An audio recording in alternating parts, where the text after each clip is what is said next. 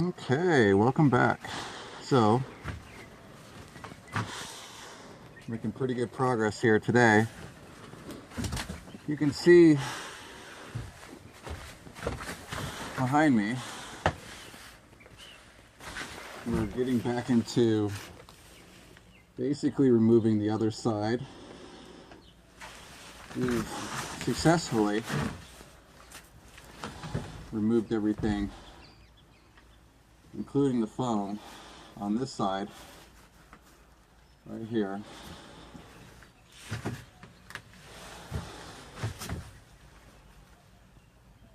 The only thing we haven't removed over here is right where the floor used to connect to the transom. We're going to remove that too. There's probably about maybe 2 inches of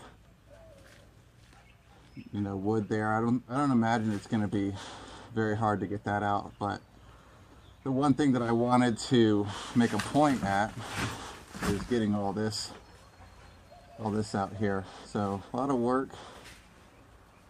We're going to keep moving forward and making good progress. Stay tuned.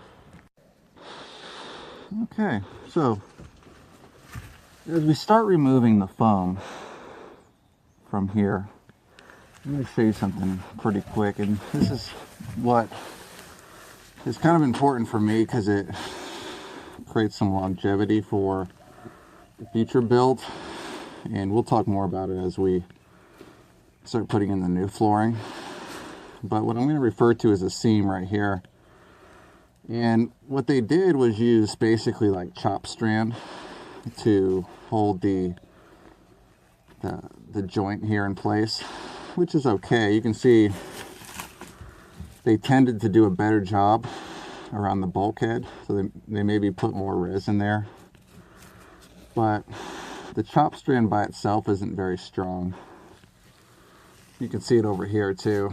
It's easier to manipulate because it's just strands, so it's likely the reason why they went with that. But they also used it here in the ski locker, and it wasn't very effective. In fact, it probably enabled more leaks. You can see certain spots, like right here. This is where they used a lot more resin. That's not necessarily a good thing because there's not really a lot of strength in resin by itself. You gotta have some sort of reinforcement material. That's why they use the chop strand in there. So when we go to rebuild this, you're gonna see we use a lot better methods to reinforce this. So all I did, like you've seen a million times, is I just do a thin cut all the way on both sides, and then you can literally take a hammer, once you get the cord out of the way, and that's it, and then it kind of pops off. So it's just easier to use a chop strand because it goes together that much quicker. But if you're going to build a boat to last, probably wouldn't use chop strand like that there. You can see we had some good contact with water here. I would say good, that's probably bad. Obviously, as you've seen, the damage throughout the boat here. This is not as bad as the other parts we lost. Well, maybe about half an inch here. And then where the bulkhead was, that's completely wet. So no good. And you can kind of see how we do this. We remove a section of the stringer, thus exposing the foam behind it. Then we remove that foam. And you'll see here, because you're going to have probably the same thing, you'll need to get the foam out between your stringers like that, and there's not really a way to get in there. So this is where your little tools will come into play here. Probably showed you this before, but if you're just catching it now in this video, you can slide it underneath and hit it with a hammer, and it will actually start to wedge the foam out. And then it may come out in somewhat small pieces, but manageable pieces, and then you'll be able to get all the foam out, and then that'll give you access to these stringers. One thing you don't want to do, as I said before, is you don't want to try to dig out the foam from the top. You're going to be here all day. So far in this demo, you've seen really just 3 tools. It's that simple. You got the oscillating tool and these 2 little guys. So this is what I've been using the whole time. We're gonna add in another tool as we progress more, and that's gonna be like our grinder and the grinding wheels. And you'll see I have these blades all over the place. And that's because we kind of go through them on a pretty regular basis. You'll need a bunch of them. So the other thing we got over here is this is where the engine mount is. This has been kind of drying out for a little bit here, and I've been watching it. Rot isn't too bad. Like right here. It's kind of gotten in there. I can kind of put my index finger in there. What I'm going to end up doing is watching this for about another day to kind of see what the damage looks like. As I put my hand in there and I press it to just do the quick idiot check, it doesn't seem that bad. Well, right here I can get my thumb in there pretty good. Yeah, I don't know. I'm not feeling very good about this. Not really. So yeah, I may end up rebuilding these. If I do, what I do is I don't build the 2x4s here. This is actually one solid piece of wood, and we cut it at a specific angle here in the boat, and that's how we do it. It's kind of harder for this boat because it has this little pitch upwards here, and then water can get in there. We'll see what we end up doing, but yeah, I don't know. What do you think?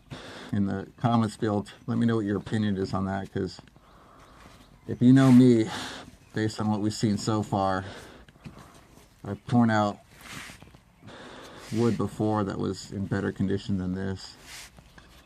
So what I'll probably do is I'll take some measurements. I'm thinking about taking these out, both sides. That one over there is, kind of seems like maybe it's a little bit better. There's some plywood there still. Yeah, that one's actually not that bad. I'm not overly excited about this here. I don't know. I'll still need to ponder that one a little bit, but we still, like I said, we're gonna have to go over there. I was talking about that earlier, and cutting out the rest of that transom out. So this is our progress so far here. Almost done with the first phase of demo in the boat. Okay, you can kind of see how I wedged this over here. And I just lift up. It tends to make a huge mess. Yeah, anyway. Look at that. It was pretty quick. Got the right process to do it. So same thing here.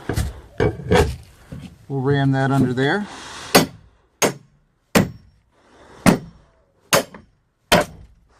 And if I can hit this right,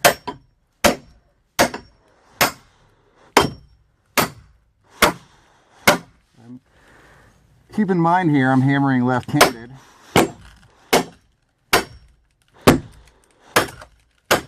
And you can actually start to hear it lift up under here as you're hitting it.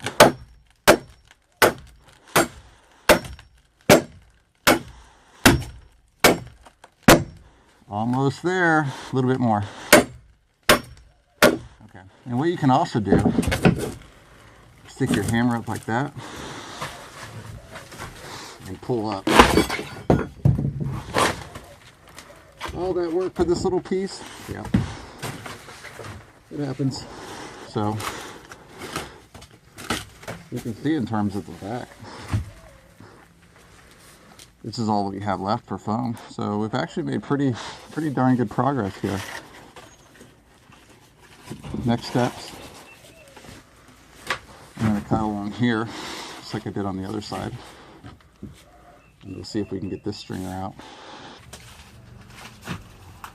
Okay,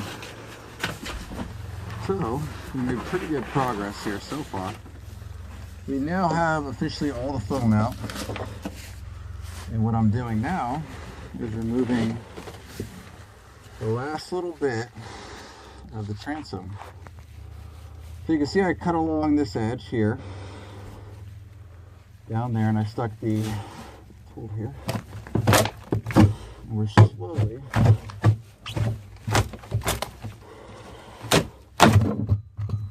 pulling out the rest of the transom.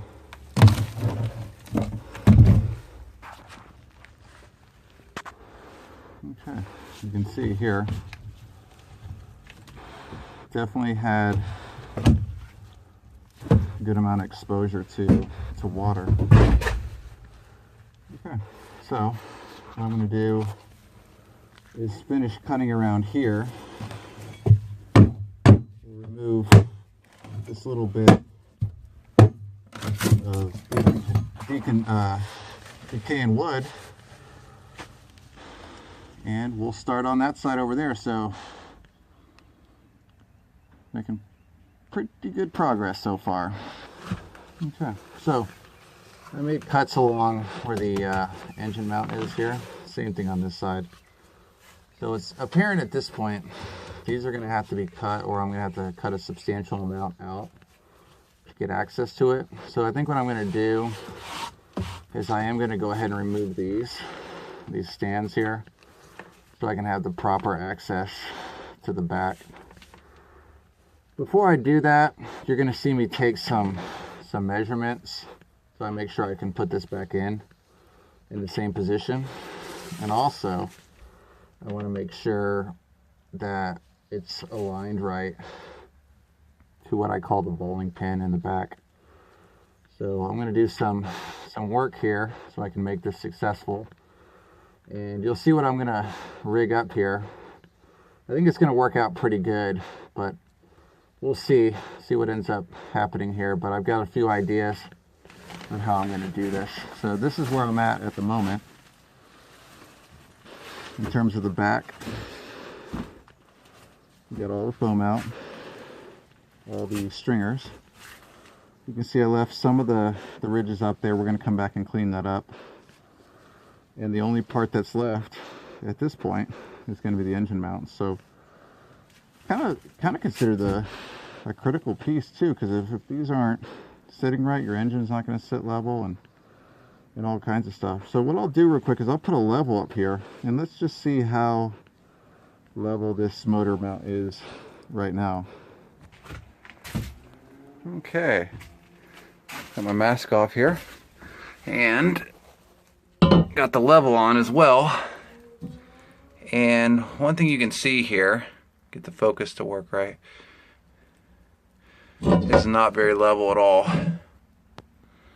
Nope, not even kind of. Okay, well, here's what we're going to do. This is going to be a good starting point, at least as we progress forward into the next part. We are going to work on leveling this out a little bit more to get it within spec. It's probably, you can see right there, maybe, I don't know, half an inch off, and we'll level that back out. And keep in mind, you can also fix that in your engine mounts as well, but you know, while we're here and we're building it, why not just make it completely level from the get-go. So this is going to finish up this episode. As you can see, we've once again finished removing all the foam, all the stringers, And what we're going to do next, in the next episode here, is make up a device that shows us where these mounting holes are going to be, and it's also going to allow us to have the right height established. So like I said earlier, we're going to end up cutting these engine mounts completely out because we need to get completely to those transom behind these mounts here. So we're going to have to remove all this, and I want to be able to keep the position of where these holes are as it relates to the bowling pin. I want to keep that constant, and you can kind of see I've already mocked up some wood here, and I'll show you in the next episode how we're going to capture where these holes are based on the bowling pin on the next episode. So stay tuned. I hope you liked what you saw here. We got more coming soon as we are finishing up the last bits of the rear section of the demo piece. As we move to the front, that's going to be a whole nother battle. Subscribe if you aren't already. Like the video if you thought it was helpful. We'll see you again on the next episode. Have a good one, everybody.